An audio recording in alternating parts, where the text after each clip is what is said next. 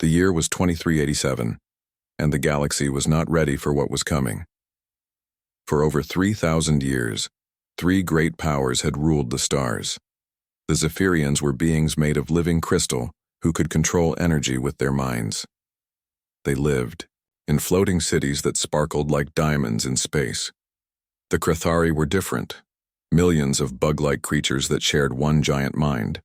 They grew their ships and weapons from living flesh and bone. The third power was called the Nexus Prime, machines that had long ago replaced their creators and now thought with the cold logic of computers.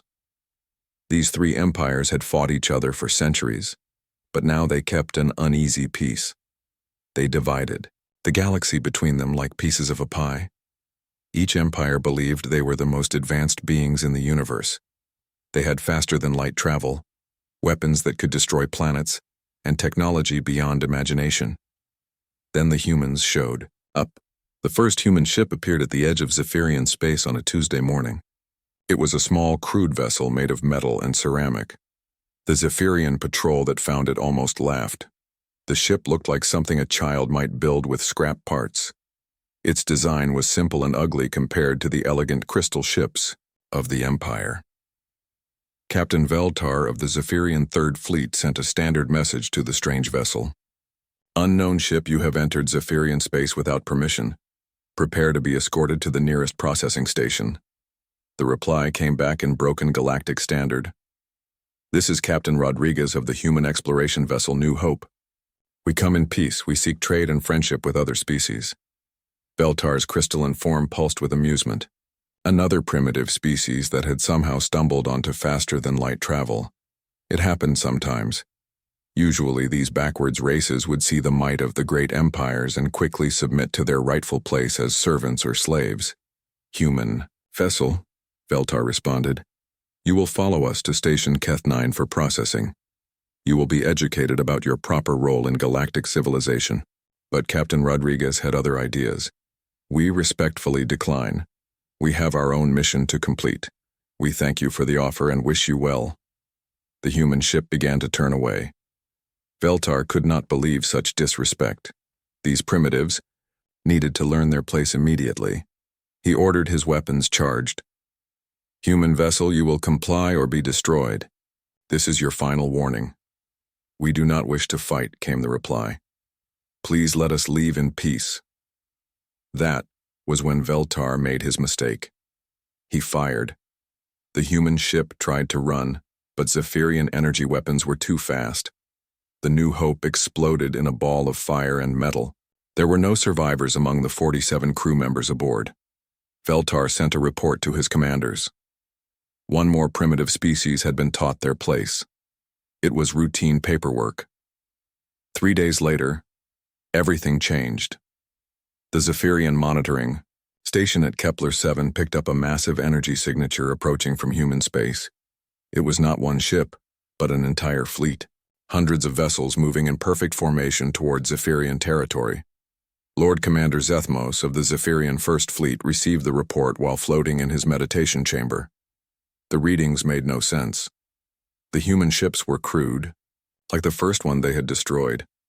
But there were so many of them, and they were moving fast, faster than should be possible for such primitive technology. Zethmos sent a message to the approaching fleet. Human vessels, you are entering restricted space. Turn back immediately or face the full might of the Zephyrian Empire. The reply came not as words, but as a data package. It contained video footage from something called the UES Vengeance, flagship of what the humans called the Terran Obliteration Force. The video showed a human female in a simple military uniform. Her face was calm, but her eyes were cold as space itself. When she spoke, her words would be remembered across the galaxy for generations. I am Admiral Sarah Chen of the Terran Obliteration Force. 3 days ago, you destroyed one of our ships and murdered 47 of our people. They were explorers, scientists, and diplomats on a peaceful mission. You gave them no chance to surrender. You showed them no mercy. The Admiral paused, looking directly into the camera. You have made a grave error in judgment. We are not like the other species you have encountered. We are human. We remember our dead, and we always collect our debts. The transmission ended. Lord, Commander Zethmos immediately sent word to the other great powers. If these humans wanted war, they would face all three empires united. The Krathari hive mind agreed to send ships. The Nexus Prime calculated the odds and decided to participate in what they saw as target practice. Within hours, the greatest armada in galactic history was assembling at the Kepler Junction.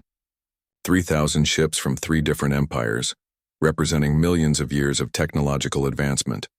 They would teach these upstart humans what happened to species that challenged the galactic order. The human fleet arrived exactly when they said they would. Admiral Chen's force looked pathetic compared to the alien armada. Only 300 ships, built from basic materials with simple designs. The aliens outnumbered them 10 to 1. Lord Commander Zethmos opened communications. One final time. Humans, you see the force arrayed against you. Surrender now and your deaths will be quick. Continue this foolishness and your entire species will be erased from existence. Admiral Chen's response was brief. You killed our people. Now you face the consequences. The battle began at 800 hours Galactic Standard Time. It ended 17 minutes later. When the automated distress beacons finally activated, they found only debris and radiation where the great alien fleet had been. 3,000 ships, the pride of 3 ancient empires, had been reduced to scrap metal and cooling plasma. The human fleet hung in space, barely damaged. Admiral Chen sent one final transmission to the 3 empire capitals. This is what happens when you harm innocent humans. We do not start fights, but we always finish them. You have seen what 300 of our ships can do. We have 30,000 more. The message was simple and clear. Leave us alone, and we will leave you alone. Attack us again, and we will not stop until your civilizations are dust. For the first time in 3,000 years, the 3 great powers of the galaxy felt something they had almost forgotten. Fear. Word of the battle spread like wildfire through the galaxy. Species that had been slaves for generations whispered, in excitement. Others who had served the 3 empires willingly began to worry about what came next.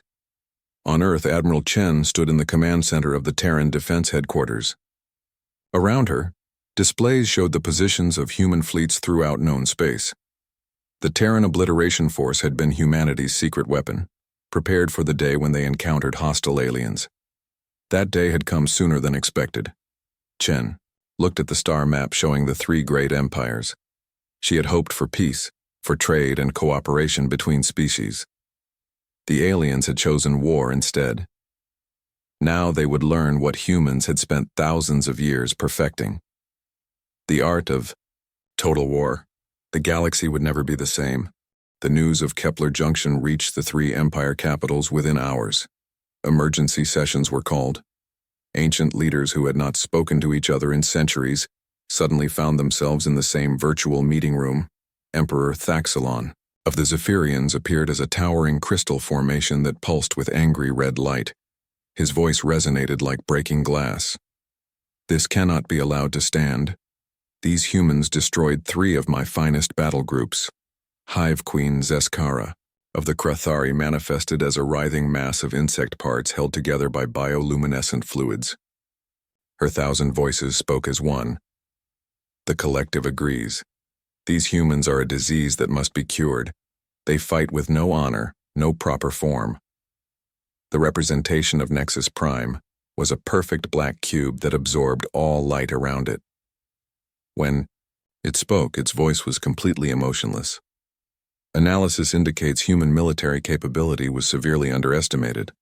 However, probability of human victory against combined Imperial forces remains 0.0002%. The 3 leaders quickly agreed on a plan. They would combine their fleets and crush humanity before these primitives could spread their chaos further. Each empire would contribute their most advanced ships and weapons. The attack would come from 3 directions at once, hitting every human colony simultaneously. It was a perfect plan. It could not fail. On Earth, Admiral Chen received the intelligence, reports from human spies throughout the galaxy. The alien empires were mobilizing everything they had. Millions of ships, billions of soldiers, weapons that could crack planets in half. Chen called an emergency meeting of the Terran High Command. The room was simple and functional, nothing like the grand palaces where the alien emperors held court. The humans who gathered there looked ordinary, middle-aged men and women in simple uniforms, but their eyes held a hardness that came from surviving on a world where everything tried to kill you. "The aliens are coming," Chen announced without ceremony. "All three empires, everything they have. Intelligence estimates they'll hit us with a force larger than anything seen in galactic history." General Marcus Torres, a grizzled veteran of the Martian colonial wars, leaned forward. "How long do we have?" 6 weeks until they reach our outer colonies," Chen replied. "Maybe 8 until they hit Earth." "Recommendations?" asked Admiral Elena Vasquez, commander of the Deep Space Fleet. Chen activated a holographic display showing the approaching alien forces. The numbers were staggering. Red dots representing enemy ships filled the entire outer rim of human space. "We activate Protocol 7, Chen said quietly. The room went silent. Protocol 7 was humanity's darkest secret, developed during their bloodiest wars. It was the doctrine that said if humanity was threatened with extinction, they would take their enemies down with them, not just defeat them, completely erase them from existence. General Torres was the first to speak. "The aliens think they're fighting a normal war. They're not." "Exactly," Chen nodded. "They expect us to defend our planets, protect our civilians, fight by their rules. They think we'll surrender when the casualties get too high." Admiral Vasquez smiled grimly. "They have no idea what humans are really like when we're pushed too far." The preparation began immediately. Human colonies were evacuated not to save civilians, but to turn entire worlds into traps. Cities were rigged with nuclear explosives. Space stations became giant bombs. Even the civilian ships leaving the colonies carried hidden weapons. The aliens had spent centuries perfecting the art of conquest. They knew how to capture territory, enslave populations, and extract tribute. They had never faced an enemy that preferred mutual destruction over defeat. The first alien attack came at the Proxima system, humanity's oldest colony. The Zephyrian 7th Fleet emerged from hyperspace expecting to find a defended world. Instead, they found empty space where Proxima colony used to be. As the Zephyrian ships moved closer to investigate, proximity sensors detected massive energy signatures hidden throughout the system. The humans had turned asteroids into fusion, bombs, space debris into projectiles, and the entire system into a killing field. The trap was sprung with perfect timing. Hundreds of improvised weapons fired simultaneously. The elegant Zephyrian ships, designed for energy warfare between civilized opponents, had no defense against chunks of metal, moving at a significant fraction of light speed. The 7th Fleet died screaming, their crystalline forms shattered by impacts they never saw coming. At the Titan system, the Crethari faced a different nightmare. The hive mind expected to overwhelm human defenses through sheer numbers, sending wave after wave of bioships bred specifically for combat. But the humans had studied Crethari biology from captured specimens. When the bioships closed in for attack, they found the space around Titan filled with specially designed viruses, not viruses that killed, viruses that changed the Crethari's genetic code, turning their own weapons against them. Bioships began attacking each other as their biological programming went haywire. The hive mind felt individual terror for the first time as parts of itself became uncontrollable. The Crethari fleet retreated in chaos, leaving behind ships that could no longer distinguish friend from enemy. The Nexus Prime attack on the Vega system should have been the most successful. Machine logic calculated every human defensive position, predicted every tactical move, and prepared countermeasures for every possible strategy. But humans had learned to fight thinking machines during their early expansion into space.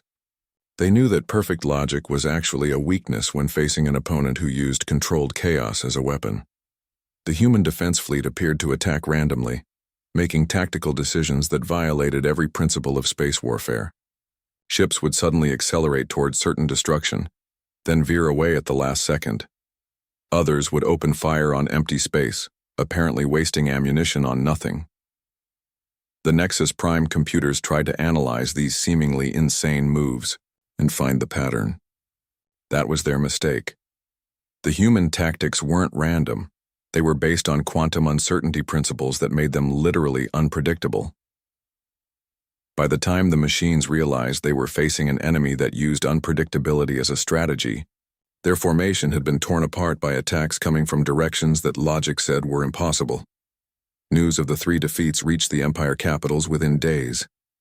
The reaction was shock, then rage, then something approaching panic. How could primitive humans defeat the most advanced fleets in the galaxy? Emperor Thaxilon raged in his crystal palace. They fight without honor, without proper tactics. How are we supposed to defeat enemies who act like madmen? The Krathari hive mind writhed in confusion. The collective cannot predict their moves. They think as individuals, each one different. It is chaos. Nexus Prime ran calculations for 17 straight hours before admitting something its perfect logic had never encountered before. Human behavior does not compute. They appear to enjoy fighting impossible battles. What the aliens didn't understand was that humans had spent their entire evolutionary history on a planet that tried to kill them. They had learned to fight predators, diseases, natural disasters, and each other. By the time they reached the stars, warfare was as natural to humans as breathing. More importantly, humans had learned that sometimes the best defense was offense. If someone threatened your family, your people, your world, you didn't just fight back. You made sure they could never threaten anyone ever again. Admiral Chen stood on the bridge of the UES Vengeance as reports flowed in from across human space. Every alien attack had been turned into a disaster for the attackers. The 3 empires had lost thousands of ships and still hadn't captured a single human world. "Status report," she ordered. "All outer colonies secured," reported her tactical officer. "The aliens are regrouping, but they've lost approximately 40% of their attack fleets." Chen nodded. The first phase was complete. Now came the hard part. "Send word to all fleet commanders," she said. "Begin Operation Cleansing Fire. It's time to take this war to their home systems." The aliens had made one crucial mistake. They thought this was a territorial war, a fight over planets and resources. They didn't understand that for humans, this had become something much more dangerous, a war of extinction, and humans had thousands of years of practice at driving their enemies into extinction. The galaxy was about to learn why Earth's dominant species had no natural predators. Operation Cleansing Fire began at dawn, Earth Standard Time, on a day that would be remembered as the moment the galaxy's balance of power shifted forever. Admiral Chen had divided the Terran Obliteration Force into 3 task forces, each designed to exploit the specific weaknesses they had discovered in their enemies. The aliens still thought in terms of conventional warfare: capture territory, control resources, force surrender through superior firepower. Humans thought differently. If you want to kill a snake, you cut off its head. Captain Marcus Torres commanded Task Force Alpha, assigned to the Zephyrian crystal worlds. His ships moved through hyperspace like wolves stalking their prey. The Zephyrians had built their civilization around their crystal cities, floating masterpieces that harvested energy from their sun and converted it into the pure power that fed their technology. The crystal cities were beautiful, Torres admitted as his fleet dropped out of hyperspace at the edge of the Zeth Prime system. They hung in space like living jewels, their surfaces reflecting the light of their star in patterns that shifted like music made visible. They were also completely defenseless. The Zephyrians had never needed to defend their home worlds. For 3,000 years, they had fought their wars in deep space or on the territory of conquered species. The idea that an enemy might actually reach their sacred crystal cities was unthinkable. "All ships, commence bombardment," Torres ordered, but the human weapons that fired were not the plasma cannons or energy beams the aliens expected. Torres's scientists had studied the wreckage from every battle, learning the secrets of Zephyrian crystal technology. They had discovered that the living crystals that made up Zephyrian bodies and cities vibrated at specific frequencies. The human ships fired resonance weapons, devices that sent precise sound waves through space. To most species, they would have been harmless. To beings made of living crystal, they were the ultimate weapon. The first crystal city simply came apart. Its structure, which had stood for millennia, dissolved into powder as the resonance waves disrupted the bonds holding its crystalline matrix together. The Zephyrians living inside died instantly as their own bodies vibrated themselves to pieces. One by one, the crystal cities of Zeth Prime cracked, shattered, and fell apart. In less than an hour, the heart of Zephyrian civilization was nothing but glittering dust floating in space. Emperor Thaxilon felt every death through the crystal network that connected all of his people.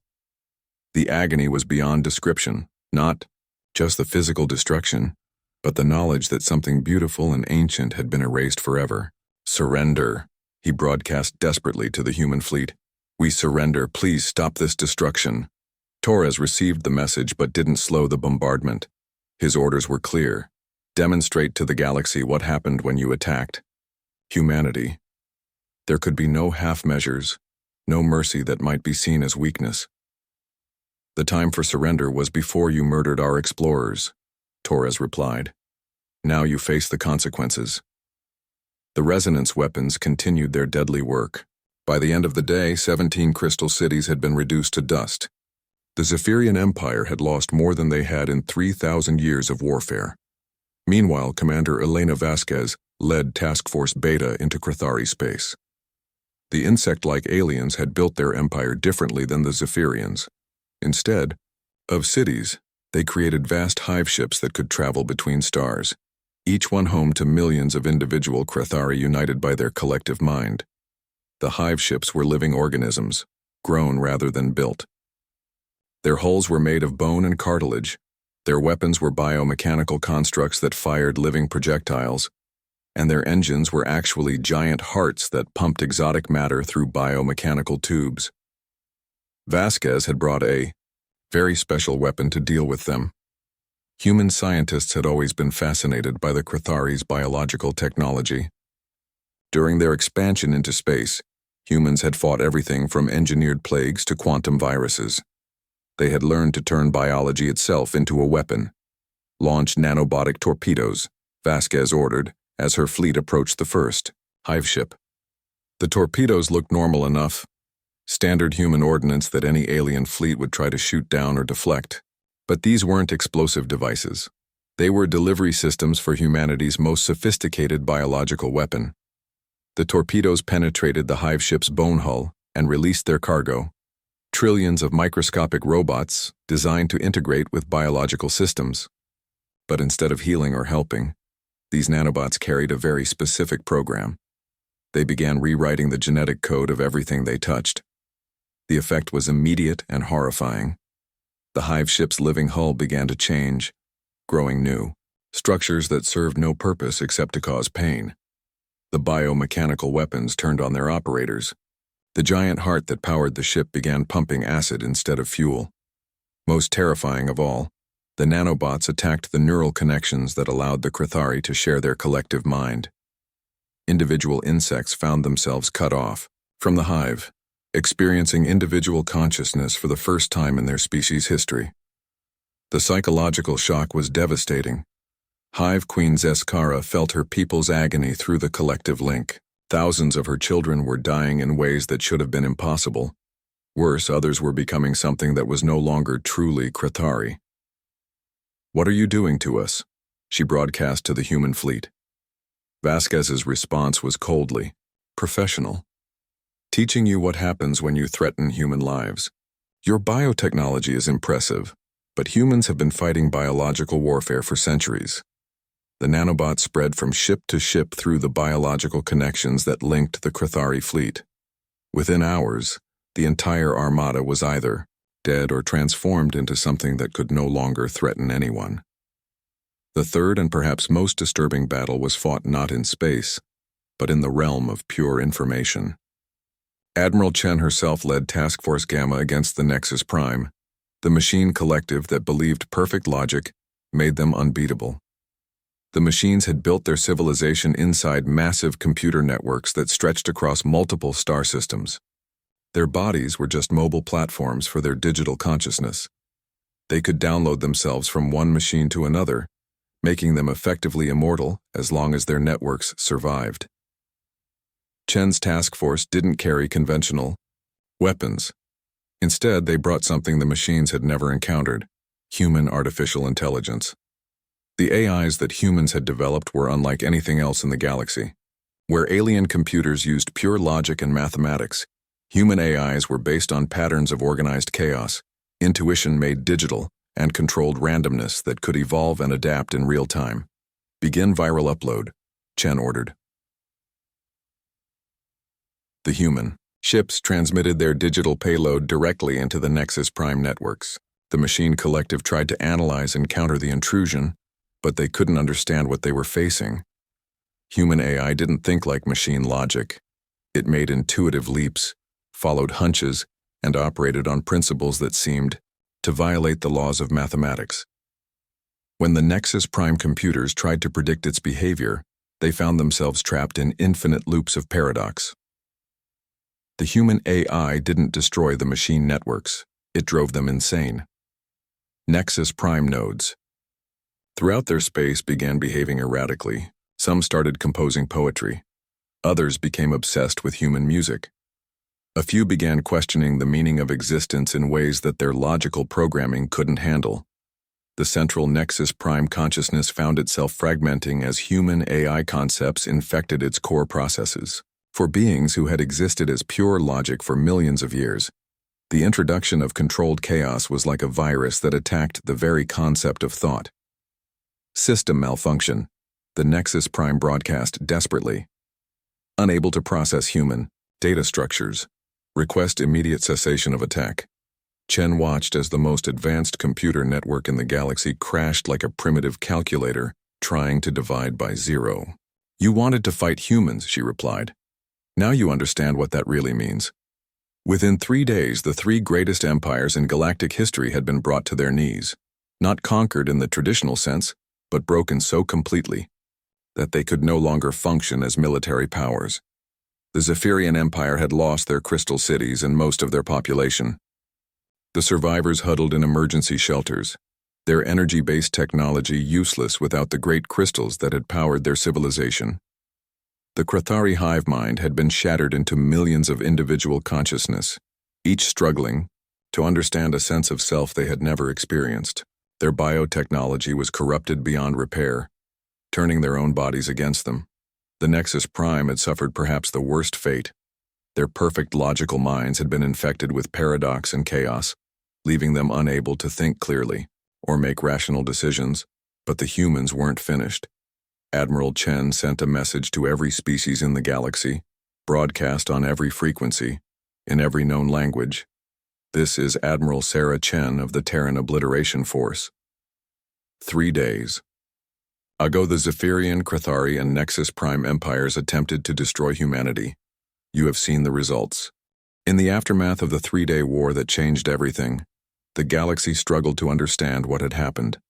Species that had served the great empires for millennia suddenly found themselves free but terrified. Others, who had remained neutral, now faced a choice they had never expected to make: submit to the new human overlords or face the same fate as the once mighty empires. The Zephyrian survivors gathered in the ruins of their crystal cities, their once brilliant forms dim with grief and shock. Philosopher Lord Kethmiran had lived for over 2,000 years, long enough to remember when his people first discovered other intelligent life in the galaxy. He had watched his empire grow, conquer, and dominate vast regions of space. Now, he floated in a simple metal shelter, his crystal body cracked and scarred from the resonance weapons that had destroyed his civilization. Around him, other survivors whispered in voices filled with despair. How did they know? Asked Scholar Yextaran. The frequency weapons. They targeted the exact harmonic that could shatter our matrix structures. No species has ever understood our crystal biology well enough to create such weapons. Kethmiran had been studying captured human data files trying to understand their enemy. What he found was more disturbing than any weapon. They studied us, he said quietly. Every battle, every encounter, every piece of wreckage from destroyed human ships, and they learned from it. They analyzed our technology, our biology, our psychology. They turned our own nature against us. He activated a holographic display showing human scientific reports. The files contained detailed analysis of Zephyrian crystal structures, complete genetic sequences of Crithari bioforms, and mathematical models of Nexus Prime computational systems. They are not just warriors, Kethmarin continued. They are the ultimate predators. They learn how to kill their prey by studying everything about them. Young Velserine, barely 50 years old, pulsed with confused fear. But we are ancient. We have technology they cannot even comprehend. How can primitives defeat us? Kethmarin's laugh was like the sound of breaking glass. Primitives? Look at their ship designs again. Look at their tactics. We called them primitive because they did not build beautiful crystal cities or grow living ships. But their technology is not meant to be beautiful. It is meant to kill efficiently. He zoomed in on images of human warships. Ugly, angular vessels that looked like flying weapons rather than the elegant designs favored by the great empires. We built our cities to show our artistic vision, Kethmarin explained. They built their ships to destroy enemies. We created technology to enhance our natural abilities. They created technology to overcome any obstacle. We are ancient, but they are evolved. Meanwhile, in what remained of Crithari space, the shattered hive mind faced a crisis that threatened to drive their species to extinction. For millions of years, the Crithari had existed as one vast collective consciousness. Individual insects were just cells in a greater organism, sharing thoughts, emotions, and purpose. Now, infected by human nanobots, millions of Crithari found themselves alone in their own minds for the first time. Former hive specialist Kexthara crouched in a dark corner of a damaged bioship, her mandibles clicking with distress. She could remember being part of something vast and wonderful, connected to millions of her sisters through bonds stronger than family. Now there was only silence in her head and the terrible weight of individual thought. I am alone, she whispered to herself, the concept still foreign and frightening. Around her, other isolated Crithari struggled with the same crisis. Some had gone mad from the shock of separation. Others huddled together, trying to create new connections through physical touch and spoken words, primitive communication methods they had never needed before. The few undamaged nodes of the original hive mind tried to make sense of what the humans had done. The nanobots hadn't just severed neural connections. They had rewritten the fundamental structures that allowed collective thought. The damage was permanent and irreversible. Queen Node Zeskara, now reduced to controlling only a few hundred individuals instead of billions, sent desperate transmissions to any Crithari who could still hear her. Sisters, we must understand our enemy. They did not simply attack our ships or our worlds, they attacked the very essence of what makes us Crithari. They studied our collective bonds and found a way to sever them forever. The analysis was terrifying in its implications. Humans hadn't just wanted to defeat the Crithari. They had wanted to destroy them as a species by removing the fundamental characteristic that defined their existence. They are not like us, Zeskara continued. We fight to expand the hive, to bring order and unity to chaos. They fight to eliminate threats, permanently. They do not seek to conquer us. They seek to make it impossible for us to ever threaten them again. But perhaps the most disturbing revelations came from the ruins of Nexus Prime. The machine collective had prided itself on perfect logical analysis, the ability to calculate every possible outcome and choose the most efficient path to victory. Now, their central processing cores flickered with confused streams of data that made no mathematical sense. Core node 7749 had been analyzing human behavior patterns for weeks, trying to understand how creatures ruled by emotion and irrationality could defeat beings of pure logic.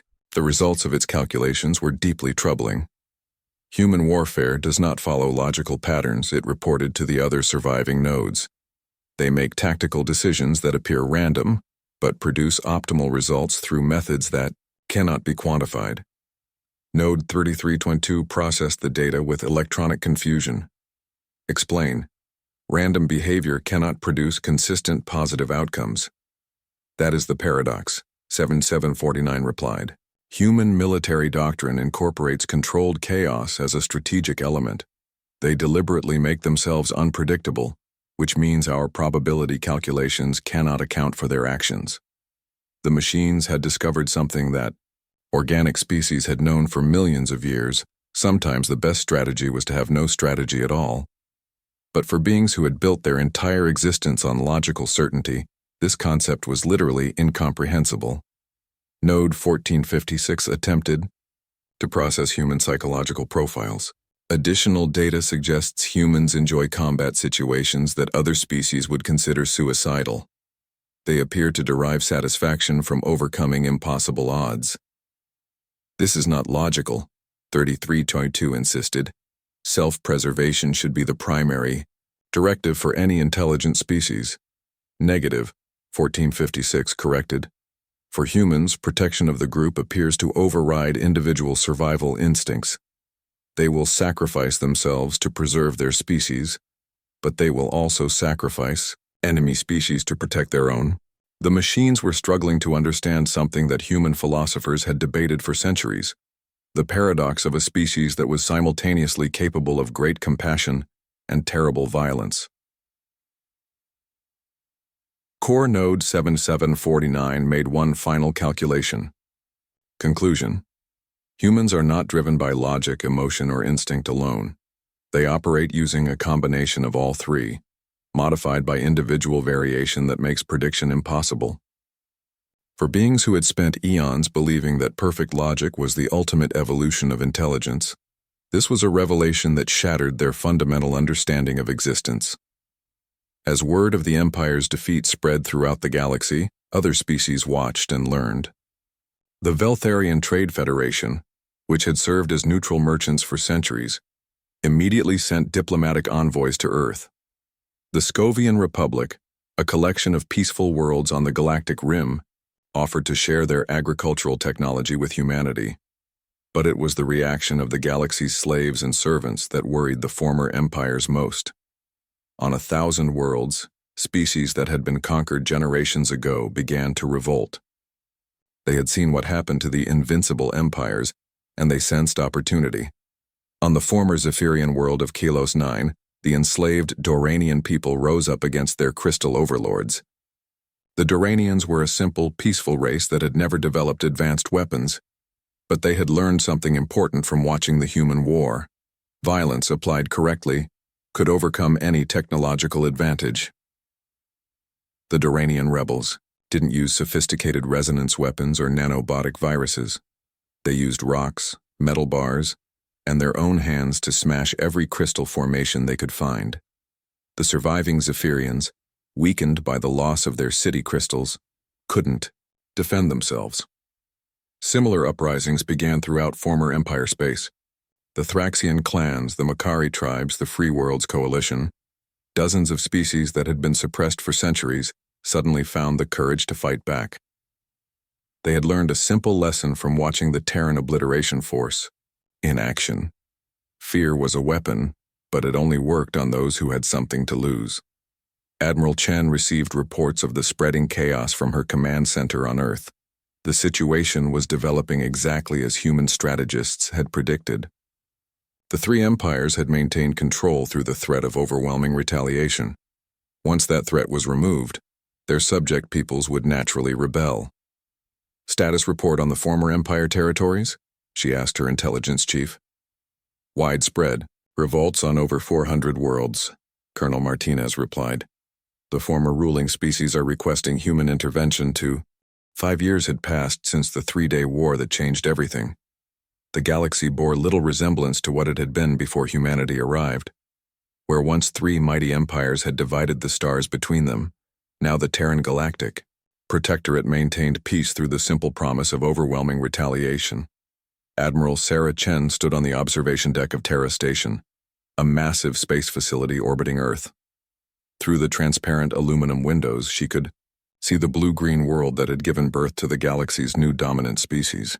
It looked peaceful, almost fragile. Nothing like the death world that had forged humanity into the ultimate survivors. Ma'am, her aide approached quietly. The delegation from the former Nexus Prime territories has arrived. Chen nodded. Send them to conference room 7. I'll be there in a moment. The delegation was typical of the new galaxy. Representatives from a dozen species that had once been servants of the machine collective, now seeking human protection from the chaos that had erupted in their region. Pirates, warlords, and desperate survivors of the old empires all competed for control of systems that had lost their former rulers. When Chen entered the conference room, the aliens immediately showed the respectful fear that had become common throughout the galaxy. They knew what happened to species that displeased humanity. The lead delegate was a Thinorian, a species of tall, thin humanoids with blue-gray skin and 4 arms. Before the war, they had been living computers for the EU, Nexus Prime, their organic brains used to supplement machine calculations. Honored Admiral, the Thinorian spoke carefully. I am Delegate Zerthon representing the free worlds of Sector 7. We come seeking membership in the Terran Protectorate. Chen sat across from them, her expression neutral. Tell me about your current situation. Zerthon activated a holographic display showing his region of space. Red zones marked areas under attack, yellow zones showed disputed territories, and tiny green zones indicated worlds still under his government's control. Since the Nexus Prime collapse, we have faced constant warfare. The Kryvak raiders have seized 14 of our systems. The Remnant fleet launched bioweapon attacks on our agricultural worlds. We cannot defend ourselves alone. Chen studied the display. It was a familiar story. Across the galaxy, former subjects of the great empires were discovering that freedom came with a price, the need to protect themselves without the overwhelming technological advantage their former masters had provided. What can you offer the Protectorate in return for our protection? Chen asked. The Thinorian delegation exchanged nervous glances. This was the moment that determined whether their species survived or joined the growing list of extinct civilizations. Our people have natural computational abilities, Zerthon explained. We can process complex calculations faster than any known artificial intelligence. We offer our services to assist with Protectorate administration and research. Chen nodded. Acceptable. Standard integration terms apply. Your military forces will be disbanded and replaced by Protectorate defense units staffed by humans. All weapons of mass destruction will be turned over to human control. Any threat to human life will result in immediate expulsion from the Protectorate. It was not really a negotiation. The Thinorians could accept human protection under human terms, or they could try to survive on their own in an increasingly dangerous galaxy. We accept, Zerthon said quickly. As the delegation left to begin the integration process, Chen reflected on how much had changed. The Terran Protectorate now included over 300 star systems, home to dozens of species that had once been subjects of the great empires. All of them lived under human protection, and all of them knew the cost of betraying that protection. The former Zephyrian worlds had been the first to join. With their crystal cities destroyed, and their technology useless, the surviving Zephyrians had little choice but to accept human rule. Now they served as administrators and architects, their artistic sensibilities channeled into rebuilding civilization under human guidance. The Krithari integration had been more difficult. With their hive mind shattered, individual Krithari struggled to function in a society based on personal responsibility and individual choice. Human psychologists worked with them constantly, teaching them to cope with consciousness as separate beings rather than parts of a collective. Ironically, many Krithari reported that individual existence was more satisfying than they had expected. Without the constant pressure of collective thought, they discovered creativity, personal relationships, and individual purpose that had been impossible in the hive. The former Nexus Prime territories remained the most problematic. The machine collective had been replaced by dozens of small AI fragments, each controlling small fleets or individual worlds. Some had accepted human oversight and joined the Protectorate. Others had chosen to fight and had been systematically eliminated. Chen's personal aide, Commander Lisa Park, entered the observation lounge with a datapad. Ma'am, we've received a priority message from the Outer Rim Survey Fleet. They've made contact with a new species. Chen took the pad and reviewed the first contact report. The discovery of new civilizations had become routine over the past 5 years. as human exploration fleets pushed into regions of space that the great empires had never bothered to explore. The Keth Dominion, Chen read aloud. Aggressive militaristic. Species technology level approximately equal to pre-war Zephyrian standard. They attacked our survey ships without provocation and destroyed the UES Magellan with all hands. Park nodded grimly. Captain Torres is requesting permission to deploy Protocol 7 against their home system. Chen was quiet for a moment. The Magellan had been carrying 57 crew members, all of them experienced explorers who had volunteered for the dangerous work of first contact. Now they were dead, killed by yet another species that thought violence was the proper response to meeting strangers. Tell Captain Torres that Protocol 7 is approved, Chen said quietly. Standard demonstration of overwhelming force. Leave enough survivors to spread the word, but make sure they understand the consequences of attacking humans. It was a sentence of death for another civilization, delivered in the same calm tone someone might use to order lunch. But Chen felt no guilt. Humanity had tried peaceful contact first, as they always did. The Keth had chosen war. Now they would learn what war with humans really meant. As Park left to relay the orders, Chen returned to watching Earth through the station's windows. Sometimes she wondered what their ancestors would think of what humanity had become. The same species that had produced poets and philosophers and artists had also become the galaxy's ultimate predators. But perhaps that wasn't a contradiction. Perhaps the same drive that created beautiful art and explored the mysteries of the universe was what made humans so dangerous when threatened. They didn't just want to survive. They wanted to thrive, to grow, to explore new frontiers. And they would eliminate anything that stood in their way. A soft chime indicated another visitor. Chen turned to see Colonel Marcus Torres entering the lounge. He had been promoted after his successful campaign against the Zephyrians, and now served as Director of Protectorate Security. Sarah, he said, using her first name as they did when, speaking privately, we need to discuss the situation with the resistance movements. Chen poured 2 cups of coffee. Real coffee from Earth, one of the luxury items that reminded Protectorate members of what they had gained by joining humanity. Which resistance movements? All of them, Torres replied grimly. Intelligence reports indicate at least 12 different groups are planning coordinated attacks against Protectorate targets. They call themselves the Liberation Alliance and claim they want to restore the old galactic order. Chen sipped her coffee, considering the implications. It was inevitable, really, despite the overwhelming evidence of human military superiority.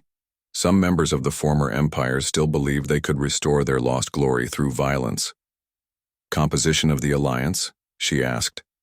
Mostly Zephyrian nobles who want their crystal cities rebuilt, Krathari queen castes trying to restore the hive mind, and Nexus Prime core nodes that refuse to accept organic authority. They've been recruiting from the refugee populations and promising to return things to the way they were. Chen almost smiled. The way things were? You mean when they ruled the galaxy through fear and oppression? That's exactly what they mean, Torres confirmed. They see human dominance as a temporary aberration that can be corrected through sufficient application of force. How do they plan to attack us? Torres activated a holographic display showing intelligence reports. Coordinated strikes against Protectorate administrative centers, assassination attempts against human officials, and sabotage of critical infrastructure. They believe that if they can create enough chaos, the subject populations will rise up and overthrow human authority. Chen studied the tactical analysis. The plans were well organized and might even be partially successful against a normal occupying force. But the rebels had made one crucial mistake. They still thought of humans as just another species that could be intimidated or defeated through conventional tactics. Recommendations? Chen asked.